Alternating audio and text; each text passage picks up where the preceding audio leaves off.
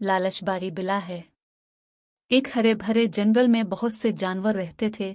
जंगल में एक नदी भी थी, जहाँ जंगल के तमाम जानवर पानी पीते थे। इर्द गिर्द झाड़ियों के झुंड थे, रंग बरंग फूलों की बेलें थी और सरसब्ज शादाब फलदार दरख्त भी थे। इनमें बादाम अखरोट भी थे। फूलों की बहुतायत थी, जिसकी वजह से जगह जगह शहद के छत्ते लगे थे। शहद रीछ को बहुत मरगूब है। शहद का छत्ता देखकर इसके मुंह में पानी भर आया। एक पतले से दरख्त पर गुलहरी रहती थी। गुलहरी एक मेहनती जानवर है। दिन भर आदेर अलिफादेर भागकर बादाम अखरोट और शहद का जखीरा रखती है ताकि बारे वक्त पर काम आ सके। गुलहरी एक साफ सुथरा जानवर है और अपने अर्द गिर्द का माहौल जर्द पत्तों और छोटी टहनियों से साफ रखती। एक दिन वो अपने घर में सफाई कर रही थी। एक रीछ भटकता हुआ खुराक की तलाश में आ निकला। इसे देखकर गुलहरी दरख्त पर चढ़ गई। रीछ का ध्यान उसके घर की तरफ गया। उसने देखा कि वहाँ बहुत से बादाम अखरोट और शहद जमा है। उसने गुलहरी से कहा, में से मुझे कुछ खाने को दो। गुलहरी ने कहा कि उसने बारह वक्त के लिए संभाल कर रखे हैं। रीछ ने कहा, अब समझो 12 वक्त आ गया है। अगर तुमने मुझे ना दिया तो मैं इस पतले दरख्त को हिलाऊंगा और ये सारी चीजें नीचे गिर जाएंगी। तुम मुन्ह देखती रहना, तुझे अपनी जान बचाना भी मुश्किल हो जाएगा। बेचारी गुलहरी बहुत परेशान हुई कि इस मुसीबत से कैसे निजात हासिल की जाए। वो देख रही थी कि रीछ डील डोल वाला है। गुस्सा में आ गया तो वाकई चीजें गिरा सकता है, जिससे सर्दियों में इसे मुश्किल आएगी।